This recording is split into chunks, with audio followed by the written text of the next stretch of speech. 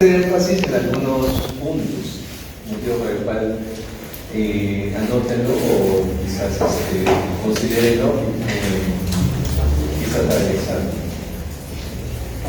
Si hubiera alguna pregunta, duda de ustedes, de los oyentes, al final lo vamos a resolver juntos. ¿Ya? Consideraciones para el seminario, por favor, tenemos un tiempo que cumplir. Creo que es hasta las 4:30, ¿no? 4:40, sí. Hasta las 4:40. Así que dense el tiempo con el hecho de que cada uno de ustedes puede expresarse y expongan tanto a mi persona como a sus compañeros. El objetivo es que sus compañeros entiendan y aprendan. Se supone que ustedes han leído más que nosotros, ¿no? Igual voy a hacer énfasis en algunas cosas y lo que en la práctica se debe de considerar. ¿Ya? Expositor terminado, voy a hacer algunas preguntas. Entonces yo voy a ver si al final o al final de la exposición. Y así lo voy a hablar cada uno de ustedes. El respeto debido, por favor, sus celulares apagados, el silencio. ¿Ya? No sé si hay alguna pregunta de los expositores, algún comentario, alguna duda. ¿Sí? ¿Todo bien? ¿Todo correcto? Ya está. Entonces empezamos el seminario. No es necesario que estén ahí, pueden tomar asiento y cuando ven que va a terminar su compañero o compañero, se levantan a la espera y intercambian. ¿Les parece? Tomen asiento. Mira, ¿quién es el último en el colegio? Escúchame, va a estar todo mejor. Tomen asiento, por favor. ¿Sí? Chévere. Ya. Muy bien. Préstame el equipo. Préstame un escucha y Sí. Ya, vamos a pasar una lista, por favor firma, y a base de esa lista voy a llamar, así que no pongan a un compañero que no esté contestando. Lo voy a llamar y no va a tener una nota. ¿Qué pasó?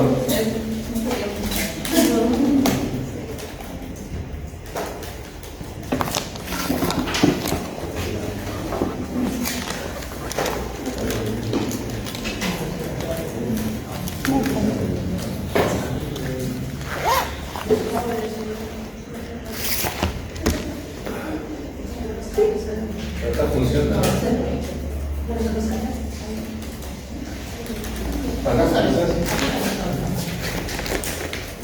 Ahí está, bien. Ya, vamos. Ya, bueno, buenas tardes a todos. El tema del seminario de hoy es claro final, impresiones de cuerpos digitales superior y por último enfermedades transmisibles. Vamos a comenzar con una introducción, primeramente definiendo lo que es la flora vaginal, o también la microbiota vaginal, que va a ser el conjunto de microorganismos que van a habitar en la cavidad vaginal y van a establecer una relación simbiótica con el otro, es decir, que van a convertirse en algún ángulo. Los microorganismos que menciono pueden incluir bacterias, aerobias y anaerobias, hongos, virus y otros microorganismos que van a existir en el medio. Las funciones principales que tiene esta flora vaginal es que actúan como barrera física frente a patógenos, van a participar también en la regulación del sistema inmunológico local y otros procesos metabólicos.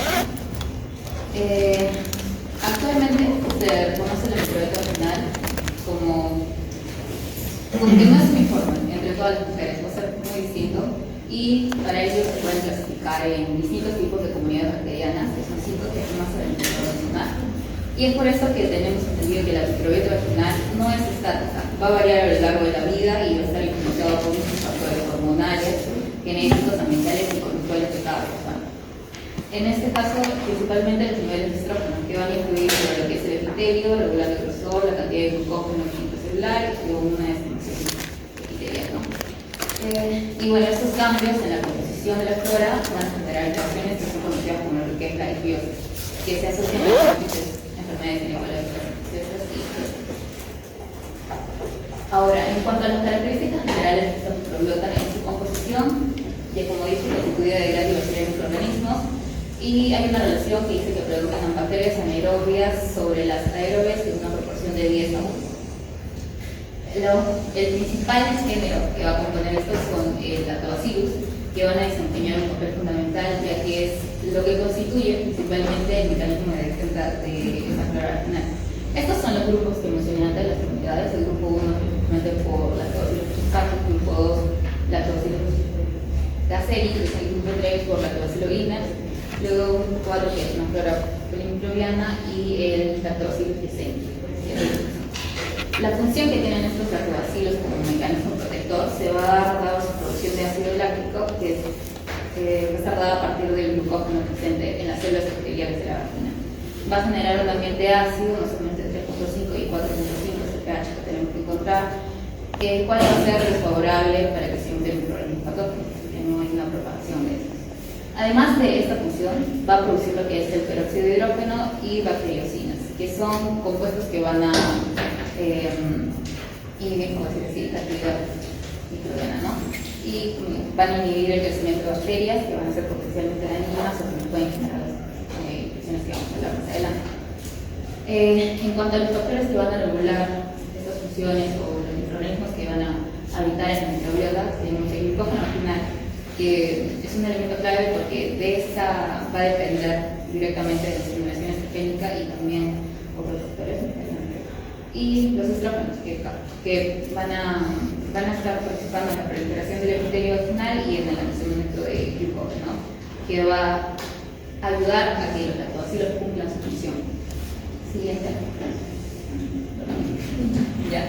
Ahora, como dije, esta flora vaginal es dinámica, entonces a lo largo de la vida de la mujer van a haber cambios en ella. Por ejemplo, en la recién nacido, ¿no? Inicialmente va a estar determinada por lo que es el proficiente intrauterina y la perinatal. En la gestación, los estrógenos maternos van a ser los encargados de determinar, estas van a atravesar la placenta y van a estimular el tejido del epitelio vaginal del feto, ¿no? Entonces va a haber una presencia transitoria de lactobacilos y una producción de ácido láctico, que va a generar un pH relativamente ácido, pero esto va a ser por pocos días. Tras el nacimiento, va a haber una brusca caída de estos niveles de estrógenos maternos y se va a producir también la reducción de glucógeno. Y por ende, los lactobacilos tampoco van a poder mantenerse. Entonces, el pH vaginal ya no va a ser tan ácido, sino se va a neutralizar o puede ser ligeramente alcalino, ¿no? Y entonces la microbiota cambia y se vuelve menos diversa, menos especializada. En el parto vaginal encontramos diferencias que cuando nace por cesárea. En el parto vaginal, esos microorganismos van a venir del microbiota materno, pero en la cesárea, como no va a pasar por el contorno, van a predominar lo que son bacterias cutáneas y ambientales, más que nada. Y bueno, entonces por ende, no va a haber tanto lactobacilos, no va a ser predominante esto. Y el sistema inmune neonatal va a ser inmaduro y va a tener una ausencia de un ecosistema dominado por eso, ¿no? Entonces una microbiota menos protectora. Ahora, en la niñez o en la etapa prepuberal también va a estar relativamente baja también, no va a ser tan estable como las siguientes etapas, porque va a haber una baja actividad metabólica y una limitada capacidad de defensa de estos. Entonces, aquí en esta etapa los niveles de estrógenos son mínimos, por ende el epitelio va a ser más delgado, va a tener escasa proliferación celular y bajo contenido de glucógeno, que como mencionamos es importante para que los lactobacilos cumplan su función. Entonces el pH de la vagina se mantiene en valores neutros o ligeramente alcalinos también. No favorece el crecimiento de lactobacillus, entonces hay más colonización de bacterias aerobias y enterobacterias también. Y acá, Corynebacterium, Escherichia coli y otros provenientes del tracto gastrointestinal o colonización por bacterias intestinales, ¿no? Que usan los niños. Hay una mayor susceptibilidad de infecciones urovaginales, especialmente por una mala higiene o irritación por uso de ropa ajustada o exposición de agentes irritantes. Aquí podemos ver, ¿no? Entonces, hay bajos niveles de estrógeno, la mucosa tiene la leptina, bajos niveles de glucógeno, y entonces una microbiota más diversa, ya no la predomina los lactobacilos, y el pH elevado, ya no ácido como Ahora, en la pubertad y adolescencia, y la etapa de transición en la microbiota vaginal, hay un aumento de los niveles de estrógeno y de progesterona, y los cuales van a hacer una transformación del epitelio que más ser delgado, ahora va a ser más grueso, va a ser estratificado y va a ser rico en glucógeno. Y ese glucógeno que es liberado al medio vaginal va a ser metabolizado por los microorganismos, entonces va a haber ácido láctico y va a disminuir, se va a acidificar. Y como dije, esto favorece los lactobacilos que van a ser lo que va a predominar más que nada en estas fases. En las fases iniciales de la adolescencia, la microbiota es altamente diversa y puede incluir bacterias anaerobias, y se estabilizan más que nada los niveles hormonales. Los lactobacilos se consideran como el grupo dominante en estos. Y entonces hay baja diversidad bacteriana y hay un ecosistema estable. Ahora, en esta etapa también hay cambios conductuales que van a influir en la microbiota, como puede ser el inicio de la actividad fecal. Entonces hay unos microorganismos que pueden llegar aquí y una alteración del pH, o uso de anticonceptivos hormonales que también modifican la composición material.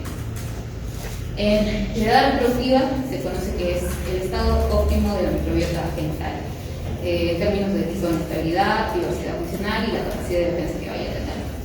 También, dominado por especies de lactobacilos, que ofrecen la protección frente a infecciones.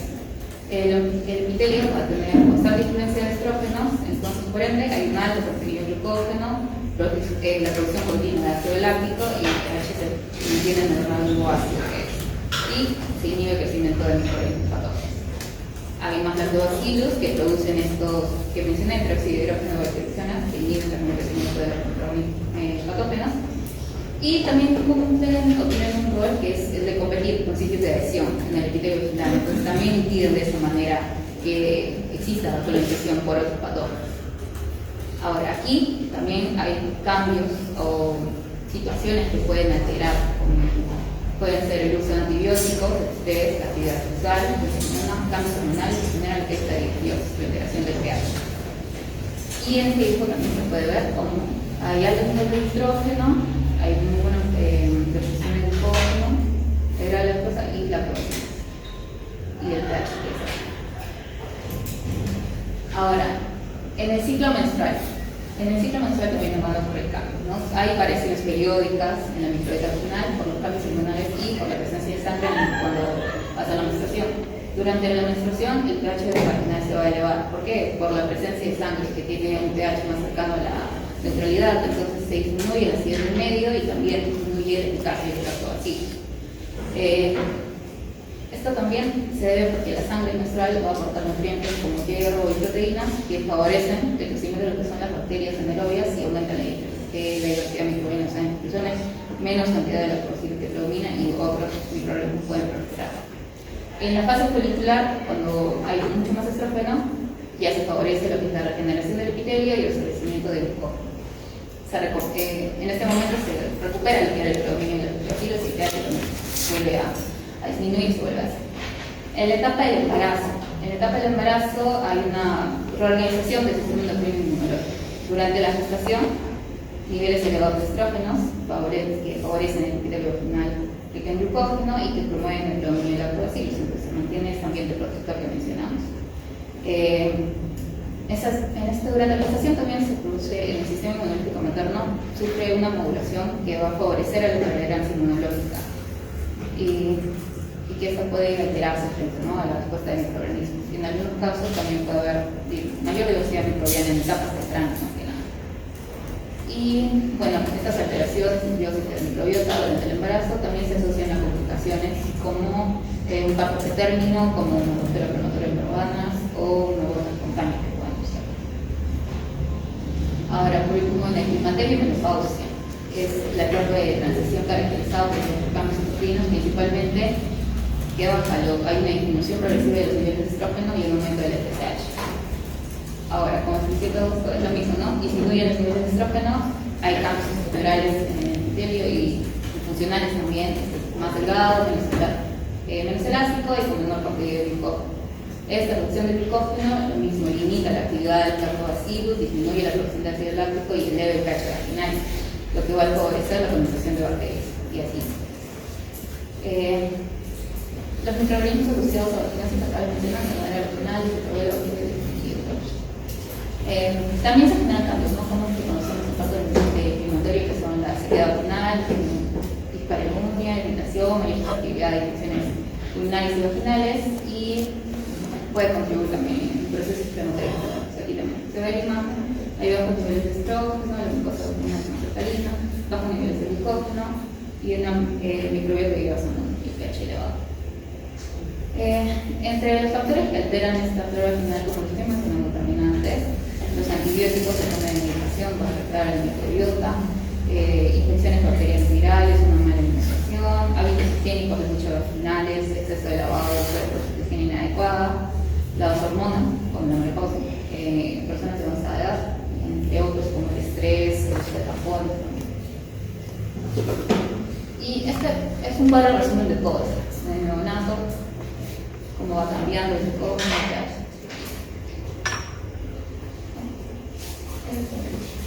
Ríos.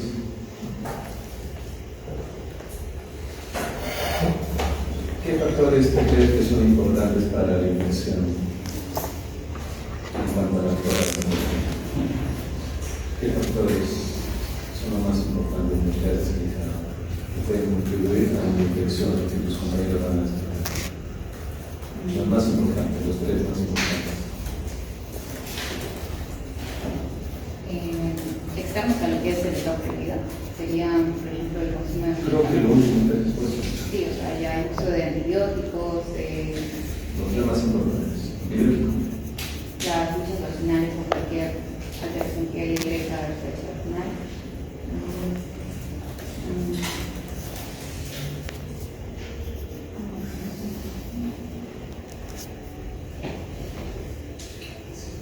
El estrés, ¿no? El estrés. Hay mucho estrés. No creo que.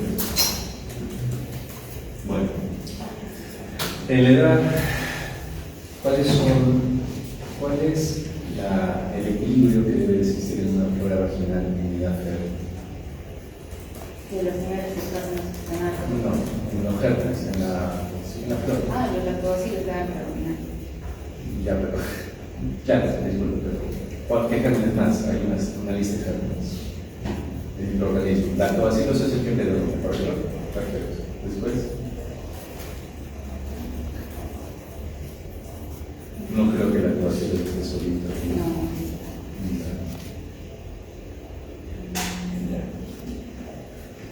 ¿Alguna pregunta? ¿No? Perfecto. Siguiente.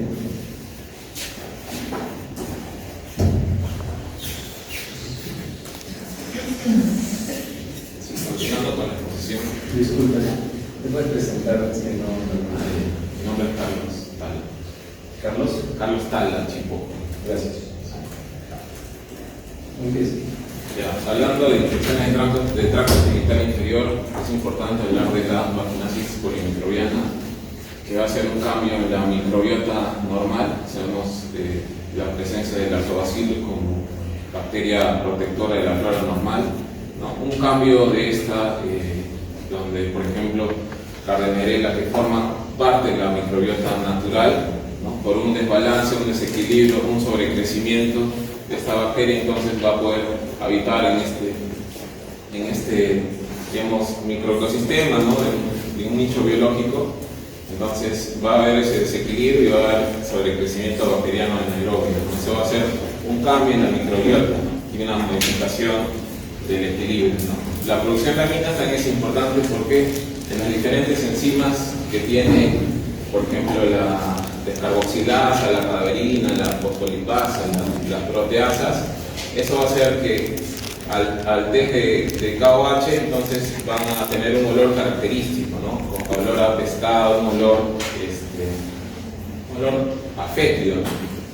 Y el aumento del pH vaginal, como bien mencionó, el aumento resultante del pH vaginal mayor a 4.5, sabiendo de que 4.5 es el pH vaginal normal, ¿no? Entonces esta modificación de esta flora anaerobia transitoria, ¿no? que ha alterado esta flora normal, ¿no? Esta vaginosis polimicrobiana va a afectar aumentando el pH y disminuyendo obviamente los lactobacillus que causan la acidez propia de la vagina, tracto genital inferior.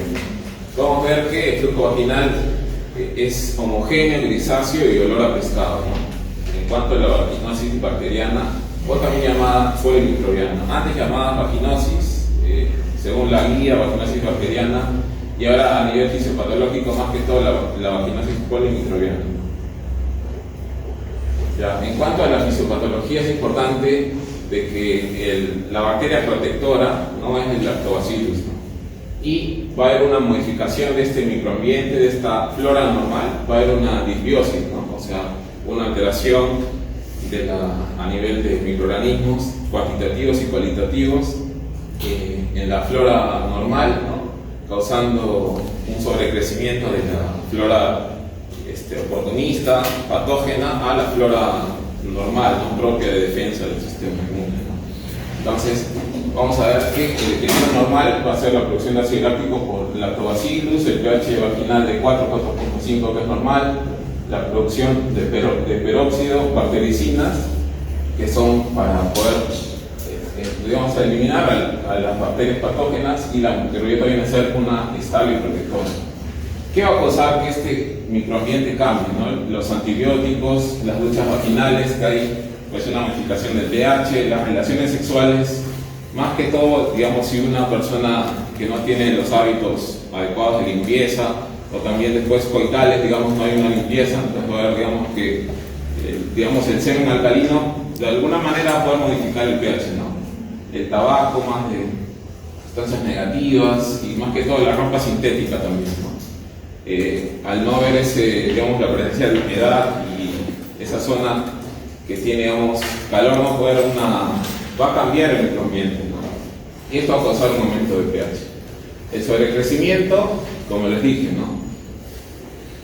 Cuando hablamos de las bacterias anaerobias, la Gardnerella vaginalis forma parte de la microflora, ¿no?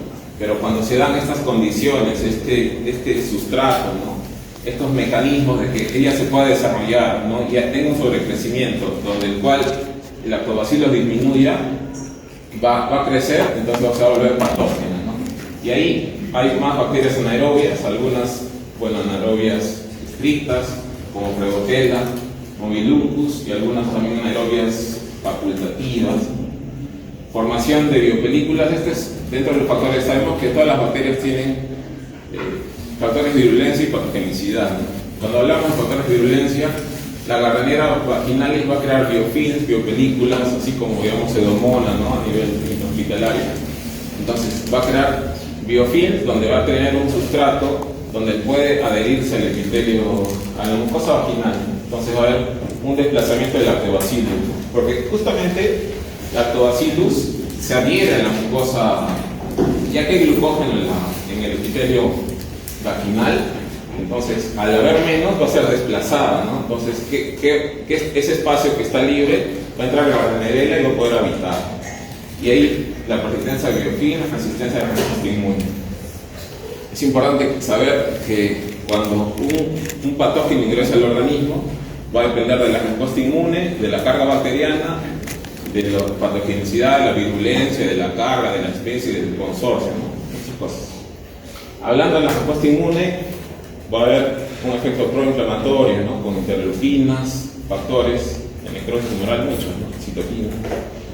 Bueno, manifestaciones clínicas, el flujo vaginal, que lo vamos a ver más adelante detallado, ¿sí? ¿No? Como les dije, un rompimiento y un desequilibrio de la flora normal con la oportunista va a causar una disbiosis vaginal, ¿no? Una vaginosis bacteriana.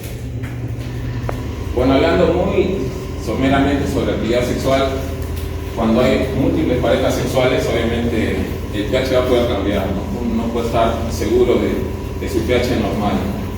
Las coinfecciones o infecciones de transmisión sexual también van a tener, obviamente, cambios en el pH, al sobrecrecimiento bacteriano, porque esto es algo polimicrobiano, igual como la EPI, ¿no? La raza, bueno, mencionan de que hay mayor prevalencia en las mujeres afrodescendientes a comparación de asiáticas. La dieta sabemos que influye directamente, ¿no? Y diariamente una disbiosis vaginal, el IMC, el tabaquismo, el uso de duchas, jabones vaginales y el dispositivo intrauterino. Obviamente los antibióticos, ¿no? Los estrés según los antecedentes del paciente.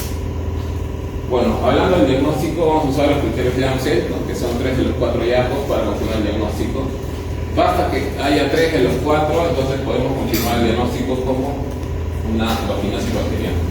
El flujo vaginal homogéneo, como les dije, es un flujo transvaginal homogéneo, abundante, blanco grisáceo y olor a pescado cuando hay respuesta a la prueba de KOH, ¿no?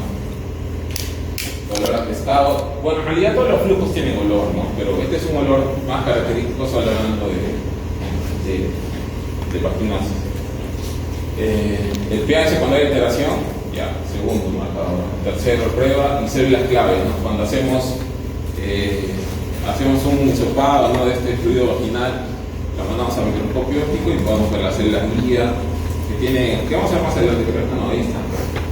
La célula epitelial con bordes difusos, ¿no? Es un flujo característico y ya vemos que rodean las bacterias a las células guía. Entonces, eso menciona, tiene buena especificidad y sensibilidad. Bueno, el tratamiento, el metronidazol, 500 miligramos vía oral cada 12 horas, el gel vaginal también de 5 gramos, y la clindamicina como alternativo. El manejo especial es importante dar metronidazol, siempre damos metronidazol para zona aerobio. Vamos a ver la norma técnica más adelante. Ya, dentro de la segunda infección del tracto vaginal inferior, o sea, las que causan flujo, descenso, ¿no? Vaginosis, candidiasis y tricomoniasis, vamos a hablar de la bulovaginitis, ¿no? Que está causada por el hongo Candida albicans en mayor frecuencia. Es una infección de la mucosa vaginal vulvar, causa bulovaginitis, y eso causa además la inflamación local, ¿no? Que la literatura dice que es una secreción como yogur, como leche cortada, como requesón, ¿no? A diferencia de vaginosis, es que va a tener un prurito intenso, ¿no? Si digamos la vaginosis, la vaginosis es asintomática, perdón, no causa prurito. En este sí causa prurito, la tricomoniasis sí causa. A diferencia de tricomoniasis con bulovaginitis candidiásica, la candidiasis genera más prurito, ¿no? Hay disuria, disparemia, eritema, escozor, secreción vaginal, como les dije, más blanca, grumosa, lesiones cutáneas en bulo. Ya, los factores de riesgo son un poco diferentes, ¿no? Los cambios hormonales, el embarazo, favorece el crecimiento de la cándida, también la ropa ajustada, ¿no? Por ejemplo, uso de ropa muy sintética, ¿no? Muy apretada, muy ajustada, uso de corticoides, antibióticos, personas inmunosuprimidas, ¿no? Tal vez que estén en un tratamiento largo, uso de corticoides, hábitos higiénicos inadecuados, ¿no? O deficientes, o antecedentes de bulovaginitis candidiásica también, cuando hay, por ejemplo, si un tratamiento tiene mala adherencia, entonces puede tener una recidir, o sea, puede volver con más fuerza, ¿no? Y diabetes mellitus no controlada. Ya, la fisiopatología es parecida, ¿no? Sabemos de la bacteria, los factores que predisponen, que son los ya mencionados, y hay aumento de la carga fúngica en la vagina. Este es un mecanismo un poco diferente, ¿no? Porque la levadura es una blastoconidia, ¿no? Que dentro de su desarrollo puede transformarse en hifa y pseudohifa, donde la hifa tiene mayor pirulencia y mayor adhesión al epitelio, ¿no? Entonces eso va a ser un cambio morfológico. Por ejemplo, se van a activar la candidialicina, que es una toxina, adhesinas para la fijación, el cambio morfológico, formación de biofilms, de sustrato, como mencioné, manifestaciones clínicas, a diferencia que va a tener mucho prurito, ¿no? Ardor, sensación urente, ¿no? Eritema, también un poco de inflamación a nivel vaginal, y como mecanismo principal. Y aquí podemos ver un examen pélvico con espéculo, podemos ver, se puede ver en los cervix, ¿no? Las paredes de la vagina, donde vemos un fluido, ¿no? Blanquecino que se adhiere a las paredes, y podemos ver claramente que es cándida. Aquí también podemos ver las manifestaciones clínicas de candidiasis, que más que todo vemos también edema, que está inflamado el tejido, que está herido, como menciona la literatura, como leche cortada. Hablando de su clasificación, está causado por especies resistentes, ¿no? A veces personas diabéticas que no están controladas, que no tienen un tratamiento, pueden verse complicados, inmunosuprimidos, gestantes. Como diagnóstico, el KOH, GRAM, ya tenemos GRAM, ¿no? Para ver disposición, forma y carácter sensorial, frotis en fresco, el pH y cultivo vaginal, que puede ser saboroso. Frotis en fresco, aquí podemos ver las hifas, esos microtúbulos continuos, largos, las plastoconilias, ¿no? Que es lo mismo que las esporas de Cándida.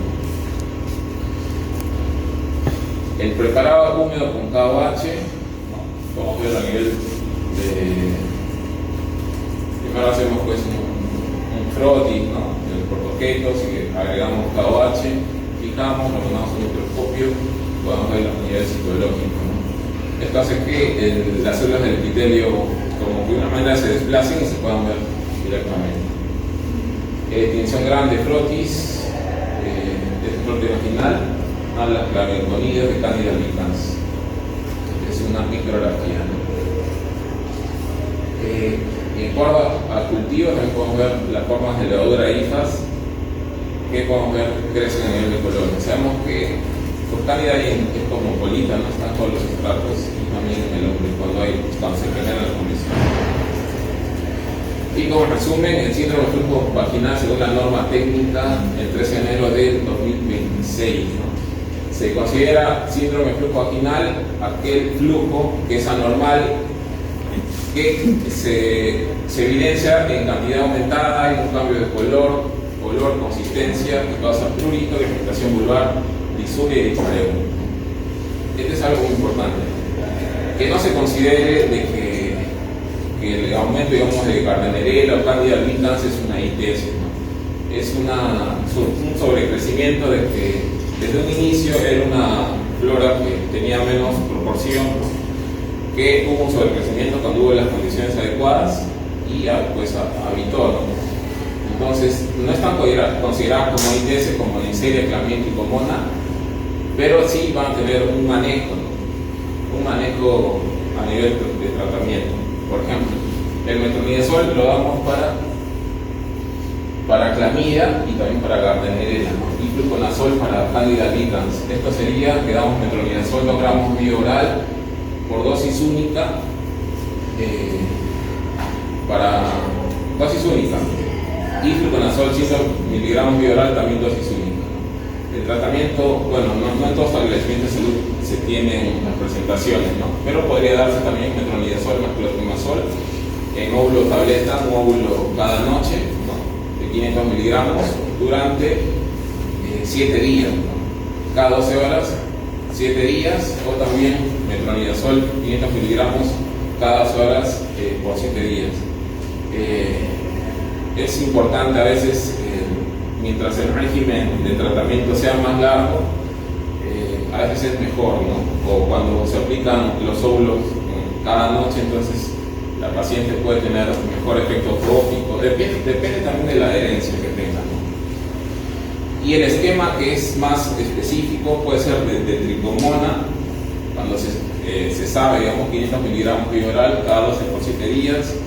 Este es en la mujer, ¿no? Sabemos que también si una paciente que tiene flujo, su pareja, ¿no? En contacto de 60 días y ella presenta los síntomas, tiene que seguir un tratamiento, ¿no? En tricomonas, metronidazol 2 gramos vía oral dosis única por un día. Bueno, ya mis compañeros van a explicar muy bien los siguientes papeles de ITS. Como mencionaba, ¿no? Los contactos previos a la exposición necesitan un tratamiento. Y aquí en la imagen podemos ver, ¿no? La vaginosis es un líquido grisáceo, ¿no? Con un flujo olor a pescado. La candidiasis es un flujo que se adhiere a las paredes, ¿no? Que es como leche cortada, que a diferencia de las demás no altera el pH, ¿no? Es algo muy importante. Se mantiene el pH, ¿no? A sí es su invasión, y la trichomona sí cambia el pH, es un líquido amarillo que no contiene mi compañero. Sí, doctor, eso sería todo de mi parte. Bueno, definición de vaginosis. Vaginosis viene a ser el sobrecrecimiento de una flora. ¿Puede escuchar la cuarta, por favor? ¿Quién es el delegado del seminario? Tenemos dos. No, ¿quién se comunicó conmigo? ¿La llamada? La llamada. Sí, no puede. Sí, vaginosis es el sobrecrecimiento de Gardnerella frente a la disminución, a la alteración del lactobacillus. Eso va a generar que los anaerobios haya mayor cantidad que los lactobacillus, modificando la flora propia de la paciente. Eso es vaginosis. Sí. ¿Y vaginitis? Vaginitis es la inflamación de la mucosa vaginal. Sí. Pero por la regla no. Puede ser múltiples agentes, no necesariamente de Gardnerella. Gardnerella es polimicrobiana, ¿no? O sea, el lactobacillus hay un 95%, ¿no? Los demás son anaerobios que son propios de la flora normal de la mujer. Pero cuando hay este desequilibrio, entonces hay sobrecrecimiento, aumenta las bacterias, el gobierno. Ya, lo que pasa es que vaginosis no es una inflamación. No es un sobrecrecimiento. Te estoy explicando. Es una inflamación. Como tú has dicho, es un desequilibrio en cuanto a la Gardnerella y el predominio de esta gente, ¿no? Sin embargo, la vaginitis, como su nombre dice, vaginitis, es una inflamación. ¿Correcto? Y ahí viene el tratamiento. Pero, siguiente pregunta. Está bien. Siguiente pregunta. En cuanto a los criterios de Ansel, ¿te has dado cuenta que el hidróxido de potasio también está en la candidiasis, ¿no? Sí. ¿Has leído algo más de hidróxido de potasio? ¿Sabes algo más? ¿Qué aminas específicas se liberan? Ya. Hay una descarboxilasa, una cialinidasa, cadaverinas Muy bien. y proteasa. Está muy bien. Última pregunta.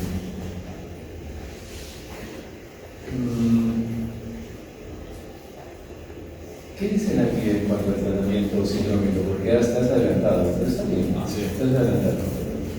¿Qué es lo mejor?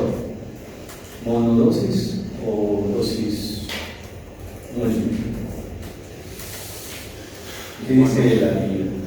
La monodosis es mejor, pero va a depender a veces a nivel psicológico también la aplicación tópica, ponerse un óvulo cada noche de la mujer es mejor, ¿no? A veces.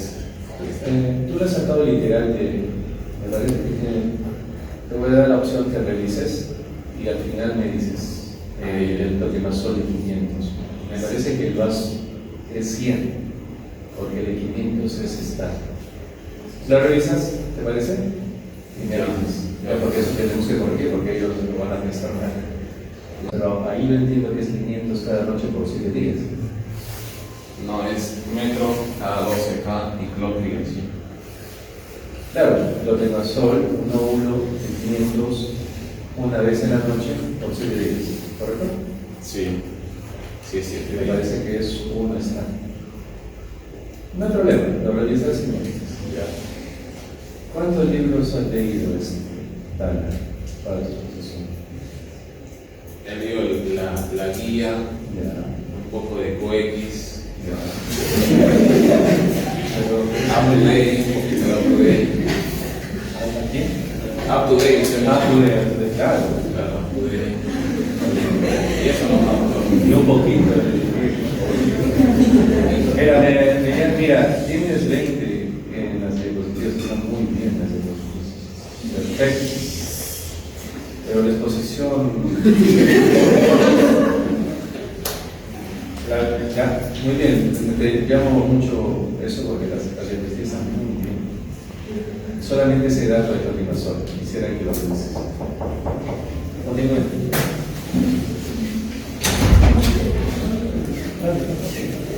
Cierra la cosa. Ahora vamos a continuar con lo que viene a ser la tricomoniasis. Este viene a ser el único protozoario que infecta lo que viene a ser el tracto genital. Este viene a ser el único protozoario que infecta el tracto genital. Es la enfermedad no viral de transmisión sexual más prevalente. La transmisión sexual va a ser va a ser por contacto sexual, sin embargo va a poder ser a través de fomites húmedos, pero el cuerpo también es por contacto sexual. Con respecto a lo que viene a ser un poco de la epidemiología, en el 2020 la OMS detectó 156 millones de infecciones, 82.6 millones en hombres y 73.7 en lo que son mujeres. Viene a ser, la tricomonas vaginalis viene a ser un protozoario congelado que va a tener una forma de pera, que va a ser de aproximadamente 10 a 0.7 micrómetros. Este va a presentar 4 flagelos, los que van a ser anteriores, y un flagelo que está incrustado en lo que es la membrana fungulada. También va a tener lo que es un núcleo, un exostilo. Estos flagelos van a ser responsables de lo que es la motilidad espasmódica observada en lo que es el microscopio, y va a tender a afectar, afecta lo que viene a ser uretra, vagina y cervix. Con respecto a la fisiopatología, vamos a tener que primero va a ser la transmisión y la adhesión, es decir, este protozoario va a pasar de una forma piriforme a una forma ameboide para aumentar el contacto con lo que son las células epiteliales. Después de ello va a realizar, se va a unir a estas células epiteliales a través de lo que son las adhesinas, la AP65, la AP51 y la AP33, que falta en el esquema. De ahí vamos a tener que se da lo que es un daño celular y citotoxicidad gracias a los receptores de virulencia, como enzimas antibióticas, ¿no? Acá va a tener la cisteína, que va a degradar lo que es las proteínas de la matriz extracelular, también lo que son las proteasas, lipasas, también va a tener una en especial que viene a ser la perfringolicina-like, que va a tender a perforar lo que es la membrana de la célula huésped, y también va a realizar lo que es la eritrofagocitosis, ¿no? Que este es un dato importante en la fisiopatología, ya que esto se va a ver también en lo que es el diagnóstico al ver lo que es el cuello de fresa, ¿no? Por el sangrado que presenta. De ahí vamos a tener que una vez que se desarrollen todos los factores de virulencia va a existir lo que es la respuesta inflamatoria del huésped, donde van a darse lo que son las citocinas preinflamatorias como la interleucina 1, interleucina 6 y el factor de necrosis temporal.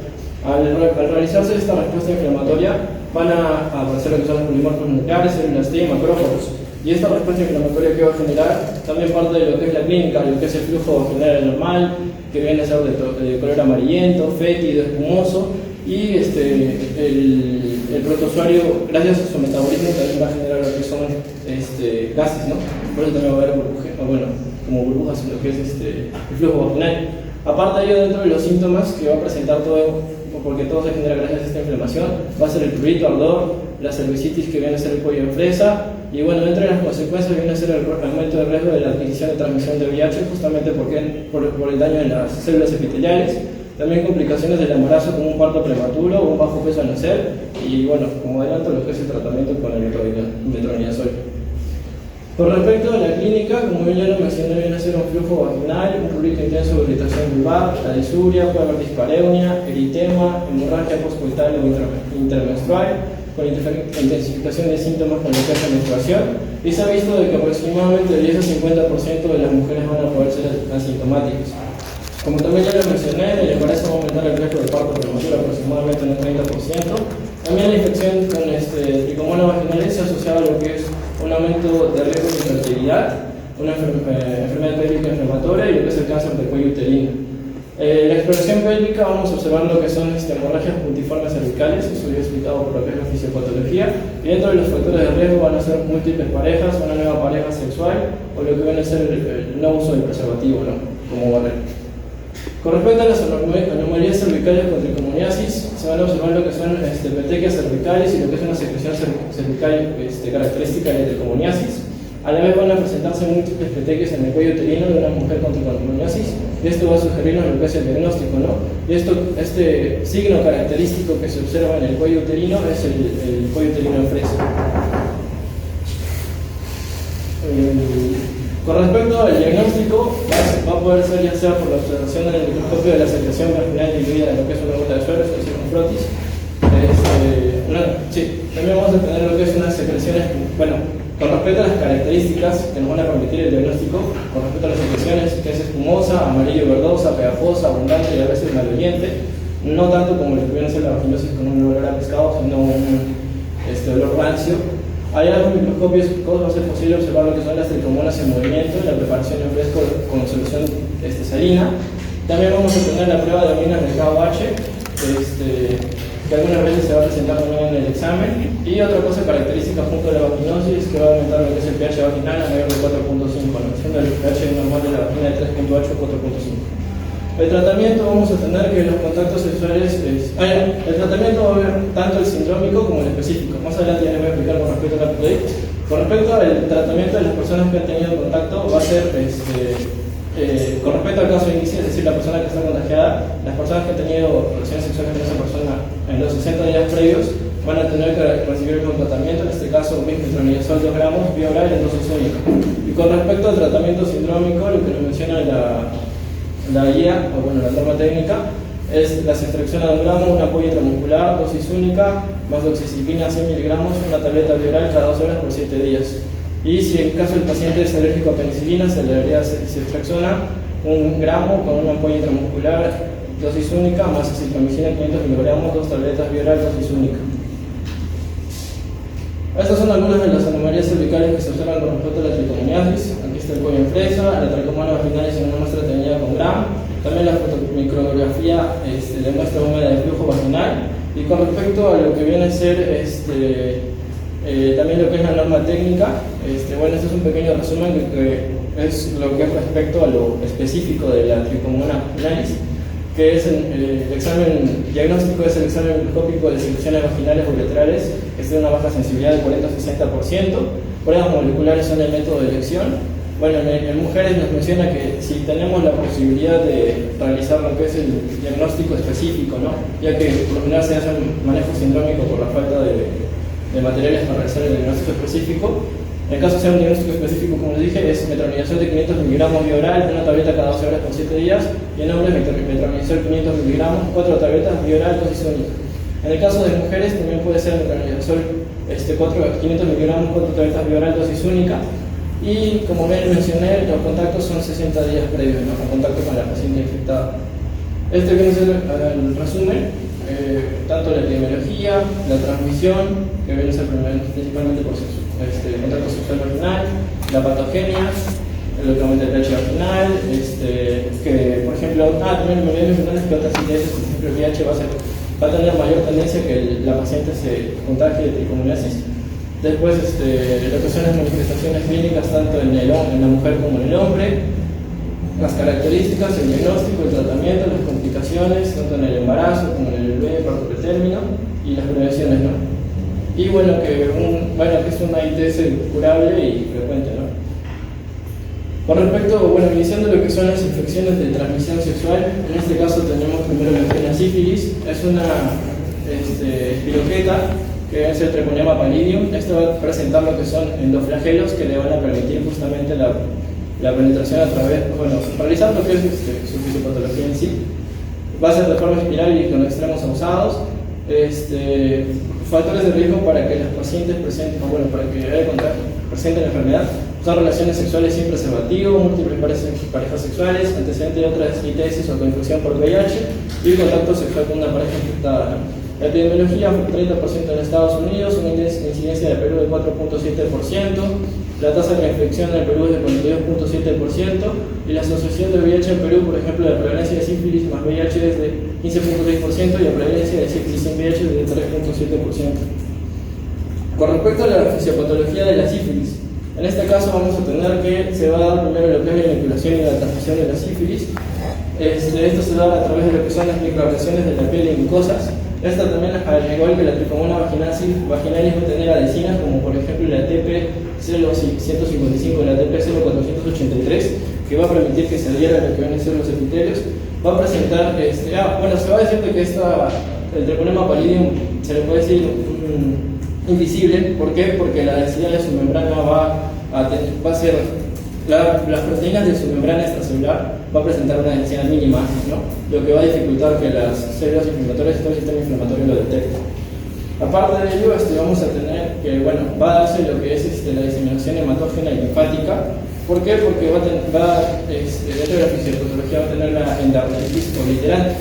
Y después de esto vamos a tener lo que se va a dar, lo que es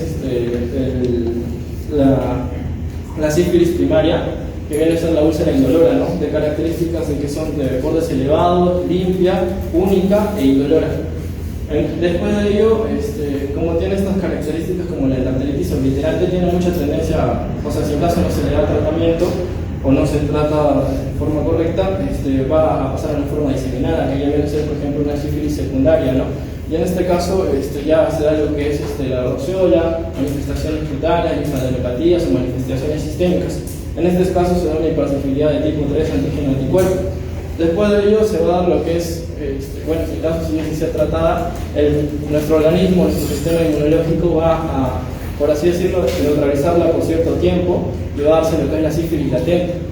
Una vez que se da la sífilis latente, el paciente entre comillas se vuelve sintomático y después ya va a pasar a la sífilis terciaria, que es la más grave, que justamente por las capacidades que tiene, que ya les mencioné, va a poder afectar, por ejemplo, la aorta y generar aneurismas o generar una neurosífilis, ¿no?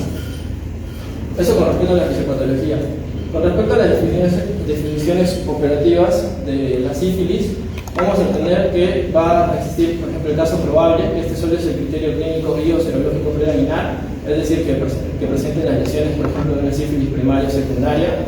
Después vamos a tener lo que es el caso confirmado, que ya en este caso se le va a tomar lo que es una prueba serológica, por ejemplo, ya sea de treponémica o no treponémica. Bueno, el caso de las treponémicas es confirmatoria, ¿no? Pero esto yo lo explico en la siguiente diapositiva.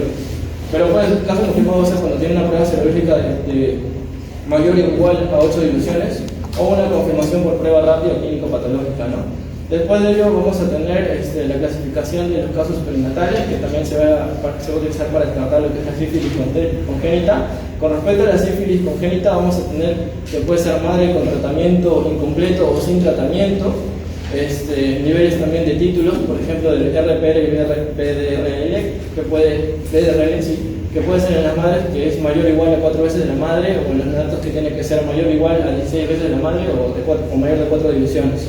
Con respecto a las manifestaciones clínicas también lo mismo en lo que son las pruebas positivas, lo que se realiza en el neonato, ¿no? O sea, una vez nacido, y también la evidencia anatomopatológica, ya sea en la placenta, cordón umbilical o una autopsia, ¿no? Del mismo treponema pálido. Con respecto al diagnóstico, las pruebas serológicas no treponémicas, acá vamos a tener la RPR y BRL, va a haber tanto cuantitativo como cualitativo, para decir como un diagnóstico. Bueno, estas pruebas no treponémicas van a ser utilizadas para tamizaje y van a identificar anticuerpos no específicos de lo que va a ser el treponema pálido. Va a realizar diagnóstico, bueno, un tamizaje positivo, en caso sea cuantitativo, mayor o igual a 1.8 divisiones. Conforme presenta mayor número de divisiones, o sea, el paciente más infectado presenta mayor sintomatología mayor. Con respecto a las pruebas serológicas treponémicas, la FTA-ABS y también el TFPA puede ser, estas sí van a ser confirmatorias porque van a identificar lo que son los anticuerpos con los antígenos específicos del treponema pallidum, y entre otros vamos a tener las pruebas NAS, PCR, prueba rápida o la misma observación del treponema pallidum, ¿no? En esta tablita se ve lo que es el porcentaje positivo con respecto a lo que vienen a ser las distintas pruebas, ya sea BDR, RPR, FTA o TPPA, ya sea en primaria, secundaria, latente o terciaria, ¿no? Con respecto al tratamiento, esto viene a ser según la norma técnica para lo que es la sífilis. Esto va a ser también tratado como un síndrome de úlcera genital. Si se trata como síndrome, vamos a utilizar lo que son la penicilina benzatínica de 2.4 millones unidades internacionales intramuscular, una apoyo en dosis única, con aciclovir por las siguientes patologías que son diagnósticos diferenciales que ya van a explicar mis compañeros. Y en caso se requiere el tratamiento alternativo, se utiliza doxiciclina, 100 miligramos una tableta bioral cada 2 horas por 14 días, con aciclovir 400 miligramos 2 tabletas bioral cada 2 horas por 5 días. Para la sífilis, bueno, y esto ya, la tabla grande, lo que se observa es en caso podamos realizar un tratamiento en específico con respecto a lo que es la sífilis, ¿no? Por ejemplo, si es una sífilis primaria y una solo la penicilina benzatínica, intramuscular, dosis única y un tratamiento alternativo en caso haya el paciente alérgico a penicilina, la doxiciclina. En el caso de los contactos sexuales, tanto para la sífilis primaria, secundaria, latente o terciaria, vamos a tener que va a ser para todos los contactos sexuales de los últimos 90 días, van a recibir esta penicilina benzatínica de 2.4 millones en unidades internacionales. Para la sífilis secundaria es básicamente el mismo tratamiento, nada más va a cambiar el tiempo.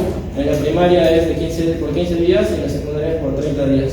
La latente va a recibir lo que es la latente temprana y la latente tardía. Con respecto a la latente temprana es lo mismo, y la latente tardía también, sin embargo va a ser una ampolla semanal por 3 semanas. Y con la sífilis terciaria ya estamos hablando de una sclerosífilis, por lo tanto se usan 4 ampollas venosas cada 4 horas por 14 días, ¿no? Y en este caso no hay tratamiento alternativo.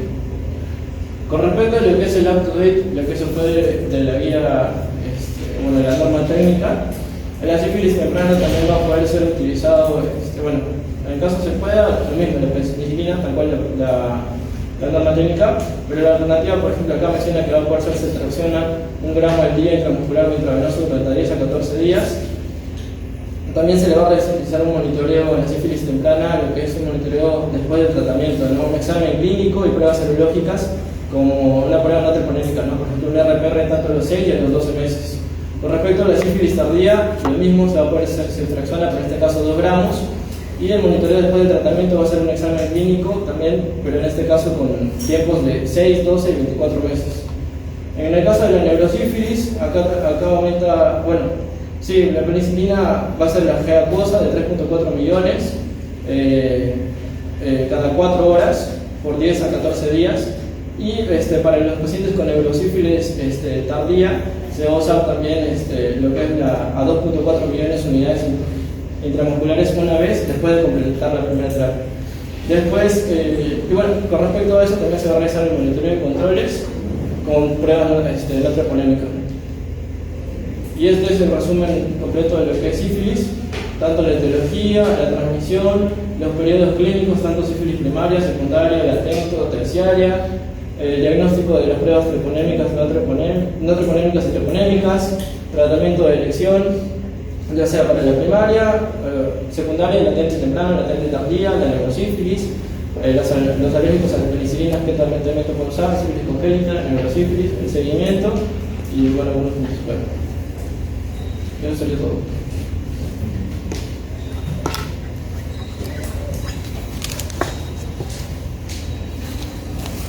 Para que común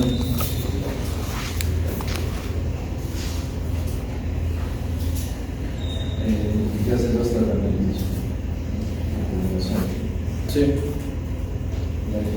No entendí bien, es algo que la que decía cetraxiona.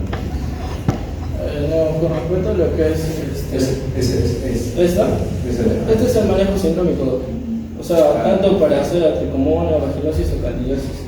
O sea, este es el manejo sindrómico que utiliza la ¿Pero qué síndrome? Porque el síndrome... el síndrome de descarga petral. Tú respondes, pero ¿qué síndrome? Síndrome... Claro, el primer síndrome que has dicho es síndrome del flujo vaginal, ¿no? Del flujo. No, pues el síndrome del flujo vaginal es metronidazol, ¿no? Es el fluconazol, ¿no? Sí, sirve para descarga uretral. Parece que es solo. Ya. Otra pregunta. De sífilis. ¿Cuándo se considera sífilis? ¿Consideras que es un valor ahí? Mayor o igual a 1.8 distribuciones. Muy bien. 1.8. ¿Y con qué lo controlo? ¿Con qué recibimiento? ¿Con qué examen? No treponémicas, No RPR. Siguiente, por favor.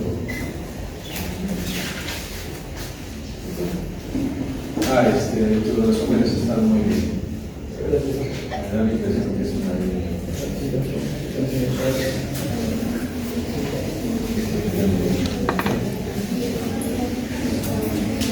Un consejo, cuando utilicen IA, vean que la IA no traduce muy bien. Es un consejo.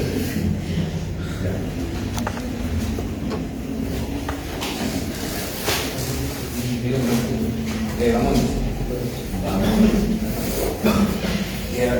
vamos a hablar acerca de los otros dos microorganismos que pueden causar este síndrome de úlcera genital, que es el herpes y el Haemophilus ducreyi.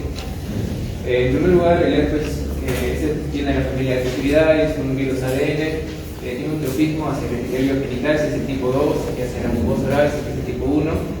Y bueno, este herpes tipo 1 actualmente causa hasta el 50% de herpes genital en países desarrollados.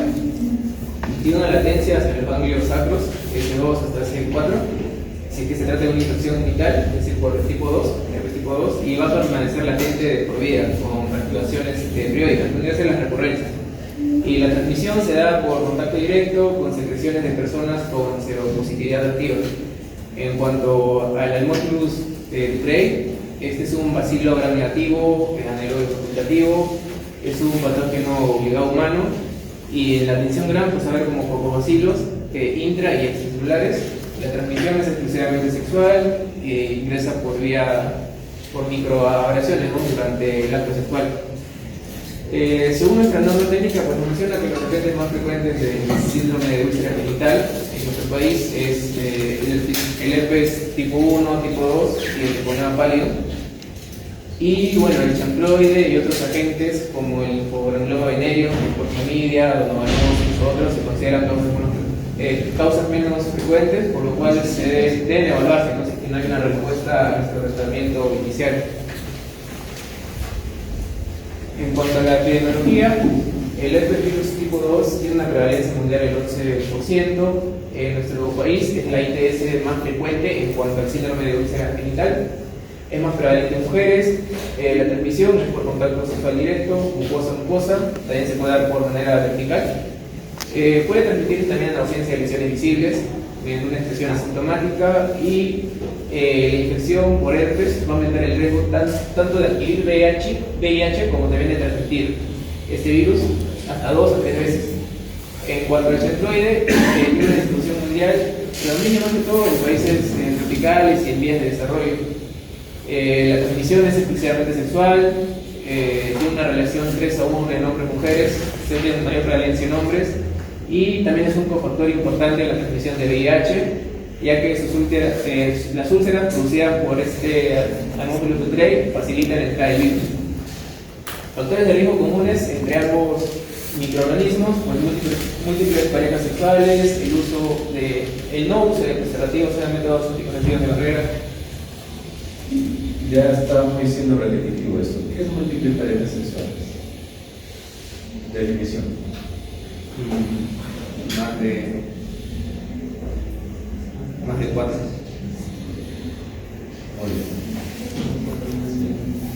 Relaciones sexuales con personas conocidas, trabajadores sexuales, antecedentes de otra ITS o el inicio temprano de relaciones sexuales. También nos menciona que puede haber una coinfección frecuente entre herpes simple tipo 2, chancroide o herpes con treponema pálido, lo cual es habitual, y en zonas endémicas de chancroide o Haemophilus ducreyi puede enmascararse este microorganismo clínicamente como un herpes o viceversa, el herpes como un chancroide. Y siempre hay que considerar el VIH en todo paciente con este síndrome de úlcera genital. En cuanto a la fisiopatología, herpes simple tipo 2, primero este virus penetra a través de microabrasiones de la mucosa genital o piel, y eso se va a unir a receptores de la superficie celular. Luego ocurre una replicación local en las células epiteliales, va a provocar una lisis celular.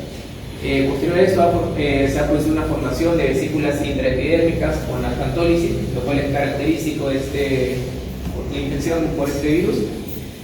Posterior a eso va a haber una respuesta inflamatoria local y se va a provocar la formación de úlceras dolorosas, que también es algo muy característico acá.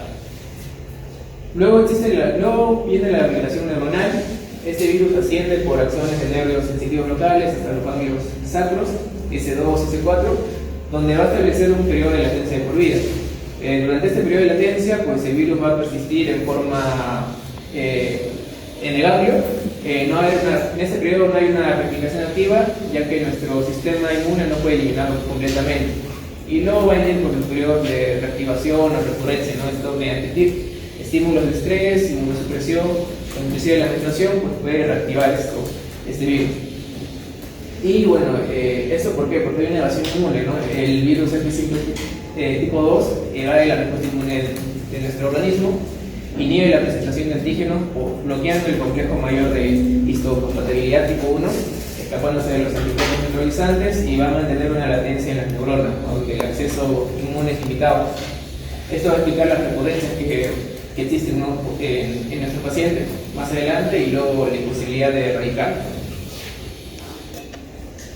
En cuanto a la fisiopatología del chancroide, primero, la Haemophilus ducreyi penetra a través de microabrasiones en la piel, mucosa, genital durante el contacto sexual.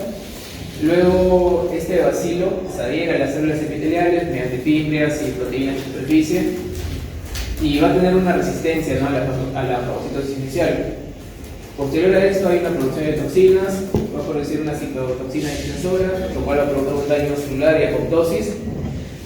También va a producir molicinas, proteasas que van a degradar el tejido. Luego de esto hay un infiltrado inflamatorio intenso de polimonocnucleares, macrófagos, lo cual puede provocar la formación de abscesos y posteriormente necrosis y úlceras. Las características de estas úlceras es que van a ser blandas y, bueno, son dolorosas y de base sucia. Posterior a esto, bueno, algunos, no todos, van a tener la formación de un bubón inguinal, sobre el 50% de los casos, por una linfadenopatía inguinal. En cuanto a la clínica, el herpes simple tipo 2, la primera infección, va a tener un periodo de incubación de 2 a 12 días. El periodo prodrómico va a estar caracterizado por fiebre, malestar, en algunos casos adenopatías inguinales. Luego ya la clínica en sí va a estar caracterizada por vesículas de base eritematosa, agrupadas en racimo, muy dolorosas. La evolución de estas vesículas, pues vesículas, luego pasan a pústulas, estas se ulceran, una ulceración superficial, y luego terminan en costas. En algunos casos, algunos pacientes pueden presentar disura intensa o represión urinaria. Normalmente suele haber mejoría clínica ya a partir de la segunda semana. En las mujeres pueden presentar leucorreas, cistitis, y en hombres estas vesículas se suelen agrupar en el pene, escroto, región perianal.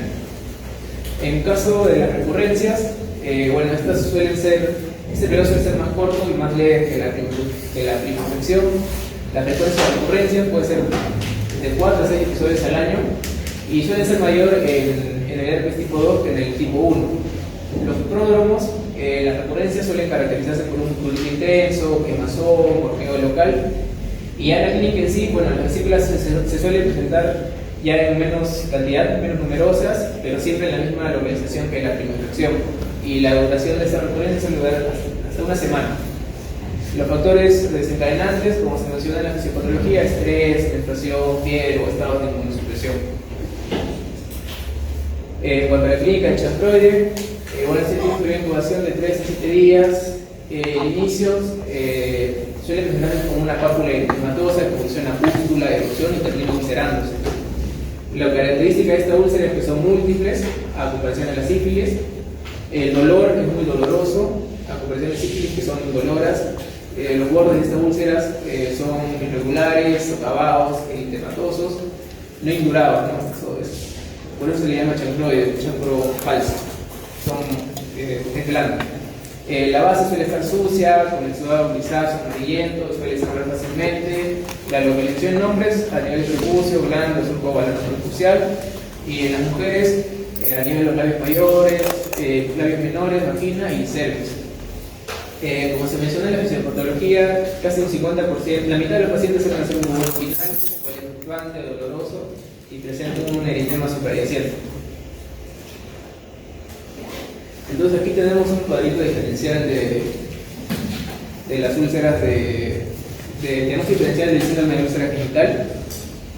En cuanto al número de úlceras, solo sífilis va a presentar una sola úlcera. El dolor, sífilis es la única que presenta una úlcera indolora. Los demás, herpes y chancroide, sí duelen. La única que presenta una base sucia es chancroide. Bueno, en cuanto a vesículas, al inicio de la clínica, el único que presenta vesículas es el herpes, y bubón solo presenta chancroide, en un 50% de los casos. Ahora, en cuanto a nuestro diagnóstico, bueno, el abordaje sindrómico que nos presenta nuestra norma técnica en el primer nivel de atención, Bueno, primero realizar pues, una análisis completa, una adecuada historia clínica. Paso 2, el examen físico, y de acuerdo a esto pues nos tenemos que preguntar, ¿nos presenta úlceras o heridas genitales? Si es un sí, pues ya es un síndrome de úlcera genital. Luego hacemos pues pruebas rápidas duales para descartar sífilis y VIH, y también se le inicia un tratamiento sindrómico inmediato, antibiótico terapia empírica, y luego ya se necesita un control al paciente a los 7 días, ¿no? Para ver si hay mejoría clínica, y se le da también consejería y contra ITS y preservativos. Ahora ya el abordaje más etiológico, el diagnóstico etiológico del herpes tipo 2. El gol estándar es el PCR, detecta ADN viral en la muestra de la vesícula úlcera, tiene una alta sensibilidad y especificidad y nos permite diferenciar entre el tipo 1 y tipo 2. El cultivo viral es útil en las primeras 48 horas de lesión, confirma el serotipo también, pero es de baja disponibilidad en ese país. También tenemos el test de sangre que nos permite observar esas células gigantes multinucleadas. Sin embargo, no nos diferencia en un tipo 1 o tipo 2. También tenemos serología IgG y IgM para ver si es una infección aguda o una infección pasada recurrente, y la inmunofluorescencia. En el chantroide, pues, el diagnóstico es clínico, es un diagnóstico de exclusión. Cuando tenemos la clínica de la úlcera del chantroide, ¿no?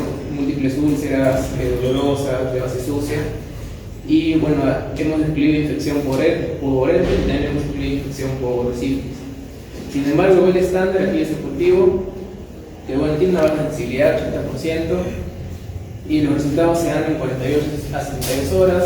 También tenemos la tinción grande y el sudado, que nos muestran cocobacilos gram negativos intra y extracelulares en patrón de banco de peces. Tenemos PCR para amófilos nuclei, y bueno, una biopsia en caso de una úlcera genital crónica mayor de un mes, para descartar novanosis u otras etiologías, de acuerdo al contexto. Entonces, bueno, el manejo sindrómico que nos muestra nuestra norma técnica en cuanto a herpes simple, para la infección nos recomienda ciclovir 400 miligramos, tabletas vía oral cada 12 horas por 5 días, y en las recurrencias la misma dosis, pero igual por 5 días también. Tratamiento alternativo tenemos para la ciclovir 1 gramo vía oral cada 12 horas de 7 a 10 días en la primera infección, y 500 miligramos de valaciclovir cada 12 horas por 3 a 5 días en las recurrencias, y se le debe dar también el tratamiento en los contactos de los últimos 90 días, ¿no? En cuanto al chantroide, pues como es un diagnóstico de exclusión, se le da el tratamiento sindrómico que es para sífilis. Bueno, ahora en esta norma técnica, porque la que estaba vigente el año pasado se le daba ciprofloxacino de 500 para un tratamiento más dirigido para hemófilos nuclei. Pero ahora en esta nueva norma técnica ya no se le da ciprofloxacino, sino frente penicilina para sífilis, también para chantroide, porque es un microorganismo muy sensible a los antibióticos, y bueno, también tratamiento para herpes. Y en pacientes con alergia a penicilina se les suele dar doxiciclina, 100 miligramos, una tableta de oral cada 12 horas por 14 días, más su aciclovir, y igual se busca el contacto de los últimos 90 días para que reciban el mismo tratamiento. Bueno, y esto prácticamente es el abordaje, ¿no? Que nos presenta el flujograma, que nos presenta la norma técnica para el síndrome de úlcera genital. Personas con úlcera genital ya confirmada mediante la clínica y el examen físico, bueno, hacemos pruebas rápidas para tratar VIH, sífilis y hepatitis B. Luego vemos si hay la presencia o no de úlceras o heridas genitales. Si es que no hay, bueno, se le da consejería para ITS y preservativos. Si es que se hay, se le inicia el manejo sindrómico que se mencionó, ¿no? Penicilinas para ciclovir, y se le da el control clínico a los 7 días, porque es donde normalmente a la semana ya suele mejorar la clínica. Si las lesiones remiten o no, en ese control de 7 días, si no remiten, se le refiere a un establecimiento de mayor complejidad, y si es que sí remiten, pues ya se le da alta y se le refuerza la consejería preventiva de ITS. Bueno, y estos son los resúmenes de herpes y de chantroide. Es un cambio en el tratamiento, ¿no? Con la ciprofloxacina era Okay. ¿Cómo era el tratamiento? anterior norma técnica era citro. ¿Citro? O sea, citro era para alternativo. ¿Estás hablando del síndrome o estás hablando? Es que En síndrome. síndrome de úlcera genital. Actualmente, ¿cómo es? Solo penicilina y aciclovir. ¿Cada cuánto? Cada 12. Por 7 días. Lo que pasa es que la ciclovir se detecta una infección activa. Ya, claro, cuando ya pasa o está en un proceso de ya no vesicular, ya no tiene ninguna función vital la ciclovir en ese caso. Las infecciones que tú has dicho son infecciones concomitantes, es más, paciente que presenta herpes, hay que descartar infecciones de transmisión sexual, VIH, como tú has dicho, VIH, sífilis. Y una pregunta de examen es, paciente con herpes, potencia, no. Hay mayor riesgo de que tenga VIH, ¿no? Infecte de VIH, y también de papiloma. Entonces es una de las infecciones que hay que tratar. Creo que ya respondimos. Está bien los resúmenes y la comparativa de estas dos patologías lo has hecho muy bien. Bien. Ahora, continuando con el tema de gonorrea, el surgente teológico va a ser la necesidad de gonorrea. Bueno, hace para la nivel mundial, en Estados Unidos es la segunda ITS más frecuente, causa frecuentemente cervicitis, uretritis, puede progresar a hombres a epididimitis, en mujeres a epi, puede causar, ¿cómo se llama esto?, secuelas, ¿no?, como dolor pélvico crónico, puede haber lo que vendría siendo más probabilidad de embarazo ectópico, etcétera. Y aparte también la infección diseminada, que es la infección oncológica diseminada, que causa artritis, dermatitis, hay también endocarditis y meningitis, etcétera, ¿no? Pero vamos a hablar primero del perfil de riesgo de epidemiología que tenemos, que pues en el mundo, bueno, según ejemplos de la OMS, en 2020 habían 82.4 millones de casos aproximadamente, era mayor incidencia en África, seguido del sudeste asiático, había en cuanto a embarazadas, en prevalencia en África, había mayor prevalencia en el lado oriental con un 4.9% en comparación con el occidental con 1.5%. En este cuadro vemos, por ejemplo, un cuadro de Estados Unidos en 2023, ¿no?, donde se menciona por sexo y por grupo etario, y aparte, bueno, en 2023 se reportaron más de 60.000 casos en Estados Unidos, ¿no? Y vemos que el fuerte de los casos estaban en mujeres entre los 20 y 24 años, ¿no? En cuanto a factores de riesgo, pues encontramos, bueno, igual como vimos en muchas oportunidades anteriores, múltiples parejas, ¿no? Aquellos hombres que tienen relaciones con otros hombres y antecedentes de alguna otra ITS. Hay una alerta, entre comillas, ¿no?, que es que tiene una conexión con VIH, ya que se encontró que personas que tienen VIH y que además tienen una uretritis por gonorrea, por ejemplo, en su semen hay 8 veces mayor cantidad de ARN que los que no están infectados, y que al tratarlos se reducen en 2/3 la cantidad. Aparte, en la Neisseria gonorreae lo que hace es que activa la célula CD4 por quimiotaxis hacia la mucosa genital, lo cual genera que haya una menor probabilidad de la replicación del VIH, ¿no? Y aparte también altera la respuesta de la TCD8 específica, ¿no? Ahora, la Neisseria gonorreae, la bacteria ha desarrollado resistencia a penicilinas, tetracyclinas, macrólidos y microbiolonas, y hay una alarma ya que está empezando a generar, bueno, hay cepas que han desarrollado resistencia sobre los polinos, específicamente la ceftriaxona, que como sabemos es el tratamiento de primera línea que se da contra la gonorrea. Por tanto, bueno, es algo preocupante. Y importancia de los grupos núcleo, pues hay cierta población de este grupo poblacional que se infecta frecuentemente, y estos son los que mantienen generalmente la transmisión y ponen la discriminación persistente, ¿no? ¿Y por qué pasa tanto esto? Porque generalmente la mayoría son asintomáticos, ¿no? En cuanto a la patogenia, pues tenemos que la bacteria va a ser especial del ser humano, no se detalla algo sobre el reservorio animal, tiene alta capacidad de presionar el tracto masculino y femenino, una variación antigénica y de fase, que son los que ayudan a lo que vendría siendo su evasión del sistema inmune, puede causar infecciones crónicas y reinfecciones frecuentes, desarrolla resistencia antibiótica rápidamente, y bueno, las etapas de infección son la adhesión a la mucosa, la infección local, la proliferación y inflamación, Entonces, en este gráfico vemos las proteínas, ¿no? Bueno, parte importante es el PIL tipo 4, que es una proteína, pero tiene en su punta al PIL C, que es una proteína, pero en conjunto ayuda a lo que vendría siendo la adhesión a las células epiteliales, ¿no? Otro que también va a participar de la adhesión es la proteína OPA o de opacidad, que también va a permitir la adhesión a las células epiteliales también igualmente.